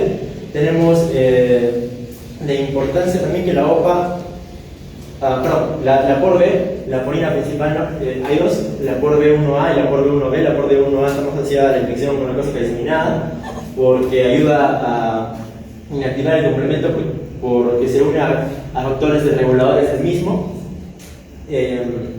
Aparte, la por B1B está más asociada a lo que vendría siendo receptores CR3 en lo que vendría siendo el tracto femenino. En cuanto a los lipoligosacáridos, bueno, son los que generan la liberación de citoquinas, ¿no? La TNF, la interleuquina 1 y la interleuquina 6, que son proinflamatorias. Además, también favorece la adhesión a lo que vendrían las células hepáticas y también a las espermatozoides, lo cual favorece también su transmisión. También posee la bacteria, lo que vendrían las proteínas de inmunoglobulina A de la mucosa, que hidrolizan esta inmunoglobulina para favorecer su infección. Y bueno, básicamente la bacteria va a adherirse a la mucosa mediante estas proteínas de adhesión. Va a haber una invasión local. La proteína OPA va a favorecer lo que vendría siendo el ingreso al medio intracelular, lo que vendría siendo la proliferación que se va a multiplicar, y va a haber una inflamación mediada por las citoquinas preinflamatorias liberadas por los lipoligosacáridos. Ahora, la variación antigénica y de fase que lleva a la elevación del sistema inmune se forma debido a que existen unos genes, por el lado de la variación antigénica, que es el PIL E y el PIL S, el PIL E de expresión y el S silencioso, que van a generar una recombinación homóloga, lo cual va a hacer que cuando el sistema inmune trate de generar unas defensas, por ejemplo, digamos, contra el PIL tipo A, cuando eso termine de hacer su trabajo y trata de atacar a la bacteria, ya no va a haber un PIL tipo A, sino un PIL tipo B, y va a tener que comenzar de nuevo a generar su inmunidad. Aparte, lo que entiende la variación antigénica de fase, esta es más que nada por la expresión, o sea que puede expresar por los genes para expresarlos y poder adherirse, o no expresarlos y poder soltarse y aparte diseminarse, y de esa forma es como evade el sistema inmune la bacteria. En cuanto a manifestaciones clínicas, pues vamos a ver que obviamente en el tracto genital es lo que más frecuentemente se presenta, como también tiene presentaciones extragenitales, pero eso es otro tema más amplio. En el tracto genital femenino, lo más común que vamos a encontrar es la cervicitis, que están asintomáticas en el 70% de los casos. Ahora, en la cervicitis lo que pasa es que debido a la gran cantidad de pacientes asintomáticos no se sabe bien el periodo de incubación, pero se calcula unos 10 días aproximadamente. Aparte pueden presentarse por lo general prurito y secreciones, aparte de sangrado anormal. La cervix puede estar normal o con secreciones, pero es friable, se va a encontrar friable, y en caso encontremos, por ejemplo, lo que vendría siendo dispareunia o factores similares, tendremos que escuchar de una infección ascendente, ¿no? Ahora, en el caso de la bronquitis, va a presentarse también en el 90% de los pacientes que tienen cervicitis, bueno, es lo que se menciona, pero también va a cursar asintomática en la mayoría de los casos, y en caso de llegar a asintomática va a presentar disuria. La bartomenitis dice que se presenta en el 6% de los casos que va a presentar también cervicitis, por ejemplo, pero en un tercio de estos va a presentarse de forma asintomática, pero de síntomas que podría llegar a presentar, pues hay edema o dolor también. Y bueno, es lo que detalla en síntomas, ¿no? Que vemos secreción vaginal, prurito, que era la cervicitis, disuria, que es más con uretritis, dolor pélvico, que va más con epi, y el sangrado normal, ¿no? Las complicaciones por lo general son infertilidad, eventos adversos del embarazo como el parto prematuro, la coriamionitis o aborto espontáneo, lo que vendría siendo la transición prenatal puede causar conjuntivitis neonatal. Ahora, en cuanto a métodos diagnósticos, el gol estándar, lo más recomendado también para su diagnóstico es la prueba NAT, ¿no? La prueba de amplificación de ácidos nucleicos es el método óptimo para diagnosticar infecciones genitales y extragenitales por el Escherichia coli. tanto en personas con síntomas como sin ellos, ¿no? Por el lado de la atención de grado y microscopía, pues no se va a recomendar su uso porque, bueno, es más usado en hombres, pero en el caso de mujeres, de lo que estamos hablando, no se va a recomendar tanto porque hay bacterias que se pueden confundir con el gonococo, ¿no? Ahora, en cuanto al cultivo, confirmatorio sí, pero es menos sensible que nada. Su papel principal es más que nada cuando hay sospecha de infección diseminada o si queremos verla, bueno, encontramos síntomas persistentes, ¿no? Entonces sospechamos de resistencia para poder ver la sensibilidad antibiótica, ¿no? Generalmente se usa el lagarta y el martín, si no me equivoco. En el caso de la Neisseria gonorrhoeae y la clamidia, pues hay una asociación frecuente que existe y por tanto toda prueba de gonorrea también debe incluir una prueba para clamidia, ¿no? Que sabemos que la NAT también va a ser diagnóstico para la clamidia. Bueno, en el caso de cervicitis, enfermedad inflamatoria pélvica, lo que se recomendar para la NAT como muestra es un hisopado vaginal autotomado, ¿no? Es lo que se prefiere, o otra muestra equivalente a hacer un hisopado cervical si está realizando una espectroscopía, por ejemplo, y también son varias las muestras de orina de primer chorro, pero tienen una menor sensibilidad. En el caso, comparando tanto el cultivo con el va a ofrecer los resultados más rápidos. Hay pruebas rápidas que te botan los resultados en 60-90 minutos, incluso ya existen. Mayor sensibilidad, y lo que vendría siendo la NAT, pues va a detectar mediante secuencias de ADN o ARN del gonococo, ¿no? Con técnicas como el PCR, la amplificación mediada por transcripción y la amplificación por desplazamiento de cadena. Ya. Ahora el tema de clamidia, ¿no? Consistente etiológico clamidia trachomatis. El tratamiento de la gonorrea lo original de clamidia, porque es similar en ambos casos para el abordaje en el caso sindrómico, ¿no? El etiológico es distinto. En clamidia trachomatis, pues vamos a tener una bacteria de transmisión sexual, muy frecuente a nivel mundial también. La mayoría de infecciones son asintomáticas, lo cual va a facilitar su transmisión.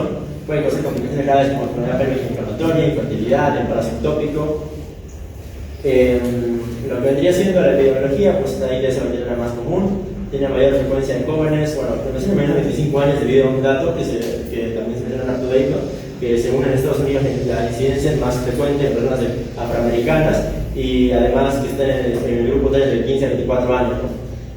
Tiene alta carga mundial en el caso, ¿no? Vemos que en 2020 hubo 129 millones de casos, pero en ese 4% de mujeres y 2.5% en hombres, perdón. Su diagnóstico por ser asintomáticos, que menciona que si bien estos son los datos que se ofrecen o se estiman, no hay una relación normal porque hay muchos casos que pasan desapercibidos por no presentar síntomas. En cuanto a la clamidia, pues transmisión es principalmente sexual, obviamente está la transmisión debido a la infección sin síntomas, como ya he mencionado. Factores de riesgo, bueno, mencionan la edad joven, el UpToDate, múltiples parejas sexuales, uso inconsistente de preservativo, antecedente de ITS. Los demandantes económicos lo asocian más a los datos que se mencionan en Estados Unidos, que se encuentran que la población de bajo nivel educativo y socioeconómico son los que generalmente se contagian con mayor frecuencia, ¿no? Pero aquí tenemos un cuadro igual que en el de gonorrea, donde se mencionan los casos por sexo y por edades, ¿no? Donde igual de nuevo vemos que entre 20 y 24 años está el fuerte de la cantidad de pacientes. En cuanto a la microbiología, pues tenemos que es una bacteria gram negativa, intracelular obligada, tiene dos formas, el cuerpo alimentario y el reticular. El alimentario es infeccioso, el relativo mejora en la siguiente diapositiva. Es un ciclo prolongado que requiere tratamiento antibiótico adecuado, la inmunidad es temporal, va a haber infecciones frecuentes.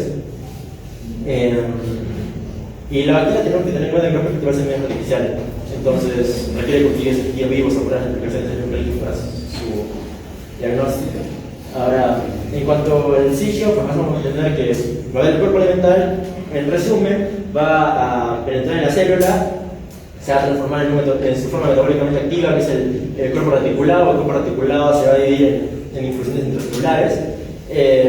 Estos se van a empaquetar como nuevos cuerpos elementales y cuando ocurre en el día 3 de reproductura de la célula huésped, se liberan los múltiples cuerpos elementales para infectar un tejido sano. Y se va a repetir porque estos igual van a volver a infectar otra célula y el ciclo continúa, ¿no? ¿Por qué es importante saber esto? Porque este ciclo prolongado y la respuesta celular van a dictar el protocolo terapéutico, perdón. Se requiere usar fármacos con vías medias largas, como ya he mencionado también, ahora hay antibióticos extendidos para atacar la infección. La inmunidad resultante es de corta duración, porque al igual que en el otro va a tener variaciones antigénicas, especialmente en proteínas como la si no me equivoco en esto. El periodo de incubación va de 5 a 14 días. Bueno, se menciona que si es que de no haber sido tratamiento hay aclaramiento lento de lo que vendría siendo la enfermedad, pero de todas formas se recomienda por su riesgo de secuelas o complicaciones en el tratamiento, incluso en estos casos, ¿no? Y se menciona un aclaramiento más lento en los varones que en las mujeres, ¿no? En cuanto a infecciones, pues es frecuente con otros intereses, como ya mencionaba, la gonorrea es una de ellas, la trichomona vaginal es igual. Su tamizaje es fundamental porque no los síntomas igual que la gonorrea, entonces debemos evaluar también, permitir prevenir complicaciones de transmisiones, ¿no? Porque son estos pacientes asintomáticos los que no saben que están infectados y continúan transmitiendo la enfermedad y que generan nuevos casos. En el caso de manifestaciones clínicas, pues en síntomas de mujeres vamos a tener que es igualito que en el otro, lo más común es la cervicitis, que igualmente van a ser referencias sintomáticas porque se menciona que menos del 20% ya presentan síntomas, pero en el caso que parecieran, pues se presenta el flujo vaginal normal, sangrante menstrual o poscoital y que puede progresar a EPI, ¿no? La uretritis, distoria piúria, puede simular infección urinaria, pero la clave para diferenciar una con otra es la presencia de piúria, pero sin bacterias, ¿no? Si encontramos esto, pues sospechamos clamidia. En cuanto a la enfermedad cólica inflamatoria, pues ocurre en menos del 15% de los casos, va a producir dolor pélvico y puede causar infertilidad, dolor crónico. Embarazo asociado por el parto prematuro, bajo peso nacer y ruptura prematura de miocardio. En cuanto al diagnóstico, pues las técnicas diagnósticas incluyen pruebas de identificación de ácidos nucleicos, igual que en la gonorrea. Es el buen estándar de nuevo. También se puede utilizar cultivo, detección de antígenos, de zonas genéticas. La microscopía no es útil para diagnosticar la clamidia. En el caso de la NAT, pues van a detectar igual a ERN en la misma forma que en la gonorrea, PCR, TMA y SDA. Van a ser altamente sensibles y constituyen el estándar de oro, como ya he mencionado. Las muestras igual, hisopado vaginal autotomado, preferido. Durante el examen por espéculo se puede tomar otra muestra como el hisopado cervical, ¿no? El preferido sigue siendo el hisopado vaginal, porque tiene mayor sensibilidad de todo. Y la orina de primera micción también es aceptable, pero detecta hasta menos casos un 10%, ¿no? Ahora, para el hisopo, pues se sugiere que debe ser un eje plástico metálico con punta de rayón, cloro o citobral. ¿Por qué? Porque otro material puede inhibir el microorganismo y la primera micción debe ser del inicio del flujo, o sea, el primer 10 mililitros, sin limpieza previa del área genital, ideal sin en las últimas 2 horas, y la que no importa, ¿no? Para la prueba. Desempeño de interpretación renal, pues positivo, infección negativo, prácticamente la descarta. En mujeres se puede vaginal, pues mayor sensibilidad con el esto menciona porque debemos esperar después post-tratamiento para evaluar de nuevo con NAT y ver si es que ha resultado bien el tratamiento. Un mínimo mencionan de 4 semanas, debido a que la NAT también puede detectar bacterias no viables y puede que si salga positivo sea un falso positivo, ¿no? Pruebas no recomendadas de rutina, pero igual que pueden utilizarse en el agricultivo. Todo eso requiere técnicas especializadas, eso con la investigación de tecnología poco usada, estandarizada. Es menos útil en infecciones vectoriales de nombres. La detección de antígenos requiere muestra invasiva, sensibilidad inferior a NAT. Y las zonas genéticas igual menos sensibles que NAT y utilizan anticipado invasivo. Como son invasivos menos sensibles, pues se sigue prefiriendo NAT, ¿no? Pero igual son útiles y conocerlos ayuda. El tratamiento, como ya he mencionado, tanto para gonorrea como para clamidia, pues hay abordaje sindrómico en el caso de que no se encuentre laboratorio para poder confirmar la etiología para el abordaje etiológico, y generalmente los centros de salud 1.1 y 1.2 lo que un cuadro final con lo que donde se menciona en qué centros se utilizan que es el abordaje. En el caso del abordaje sindrómico, pues en el de síndrome de escaro fetal, cuando está asociado más con uretritis, lo más frecuente va a ser Neisseria gonorrea y clamidia, ¿no? Y también se debe tratar a las parejas sexuales de 50 días entre ellos. El tratamiento de elección va a ser ceftriaxona para cubrir la gonorrea y la doxiciclina para la clamidia, ¿no? Y en el caso de que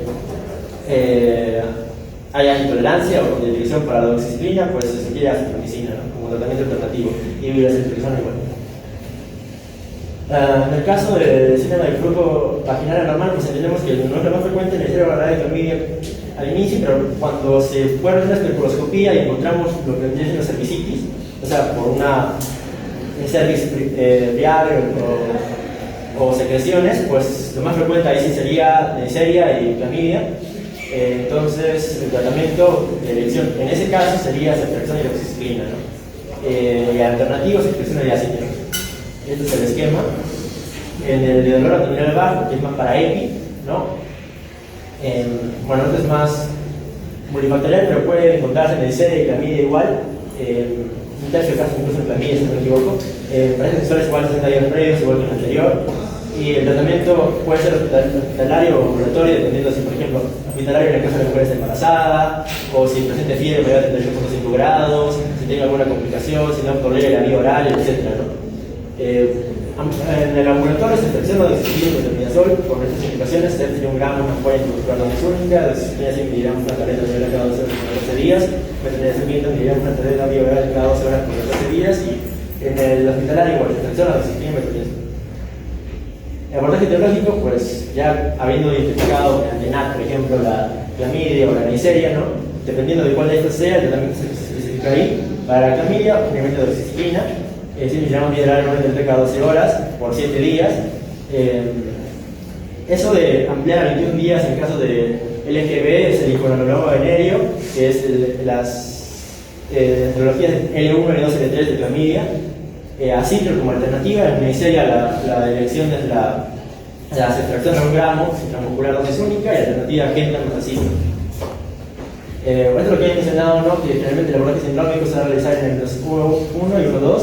A partir de 1.3 ya puede utilizarse el etiológico, pero en caso que se cuente con laboratorio. Y en las embarazadas hay que tener en cuenta, por ejemplo, que la doxiciclina, que es el tratamiento inicial para lo que viene siendo la clamidia, está en categoría D, así que ya va por criterio médico, pero la acitro está como categoría B. Y esas son las razones. Muy bien, vamos a parar allí. ¿Cuántos faltan por responder?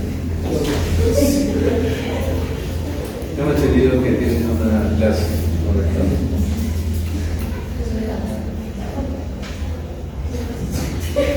Vamos a hacer una excepción porque lógicamente tengo que respetar también al colega que está viniendo. Como inicié la clase, tengo que evaluar a los participantes, al menos los oyentes. Creo que la mejor manera es que... ¿Ustedes cuántos grupos son en total? Grupos de práctica.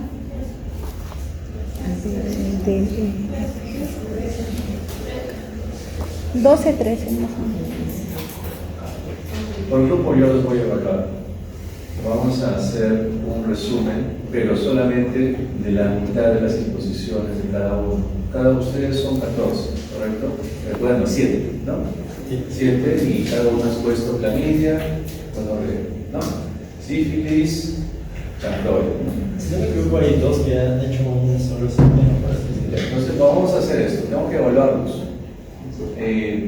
Van a disculpar quizás el tiempo, pero tengo que respetar la comunidad porque ahorita me va a tocar todo. Entonces, por el respeto que se debe,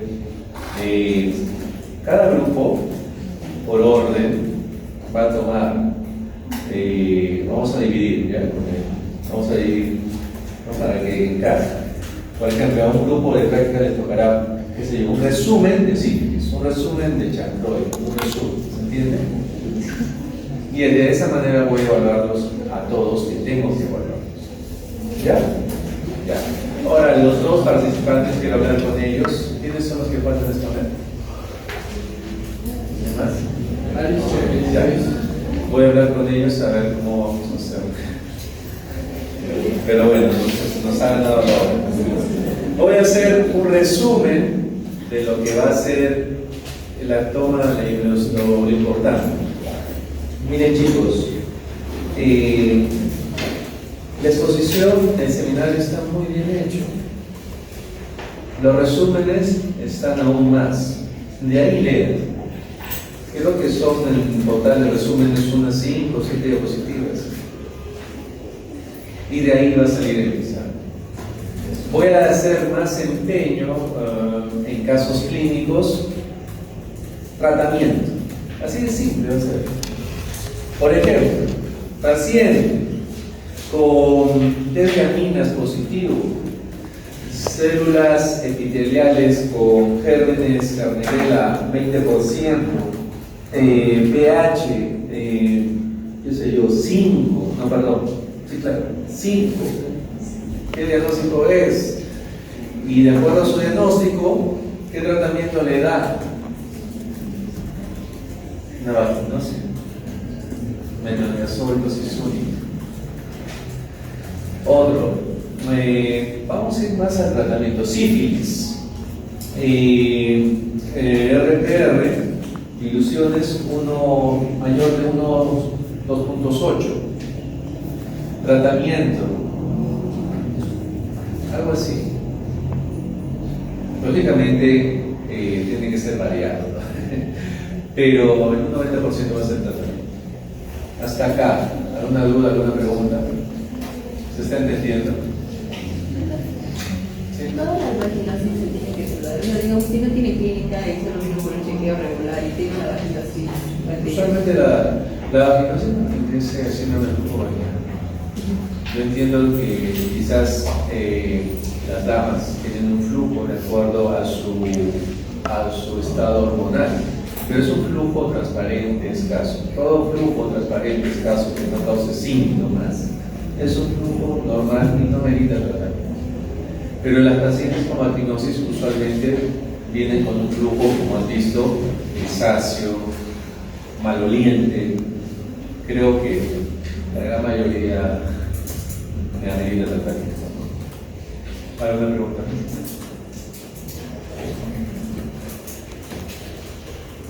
Bueno, van a disculpar. ¿Ha venido la doctora, doctor? Se me llegó. Voy a hablar con los dos expositores que faltan. Pero todavía no llegó, doctor. Si gusta puede hablar acá. O sea, el doctor debe estar viniendo, pero todavía no ha llegado el doctor Mirel. El siguiente expositor hasta que vean esto. ¿Sí? Pensé que ya había llegado. Es que sí le he escrito, pero no responde. Pero dijo que iba a empezar, sí.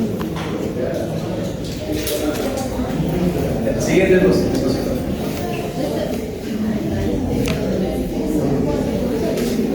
Yo te ayudo. Ya. A ver, vamos. Bueno, voy a hablar acerca del virus del papiloma humano.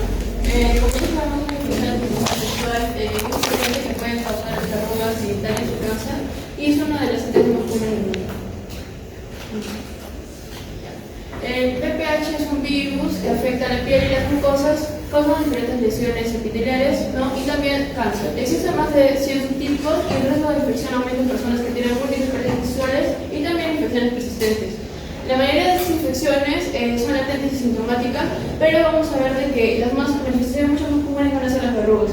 El VPH se relaciona con otro tipo de cáncer, como es el caso de la laringe, de la cavidad oral, el pulmón y la región anogenital.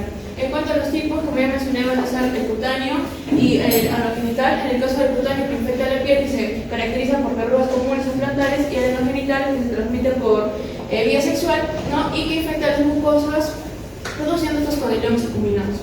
En el caso del bajo riesgo y alto riesgo, el de bajo riesgo o no homogénico, nos referimos a los tipos de 6 al 11, que causan estas verrugas comunes, que son los condilomas y lesiones benignas.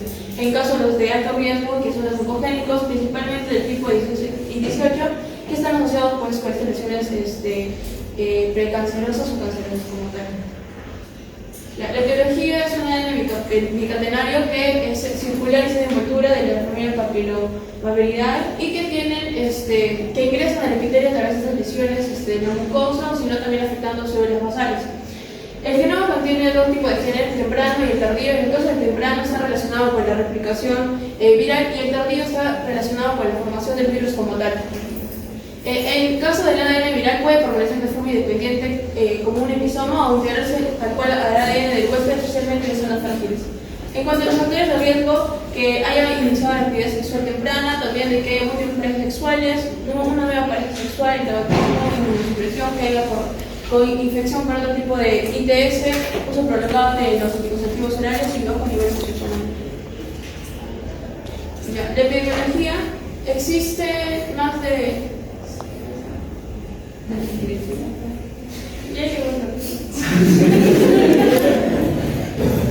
Bueno, como continuaba, vamos a quedar en eso, van a disculpar si ha habido algún inconveniente.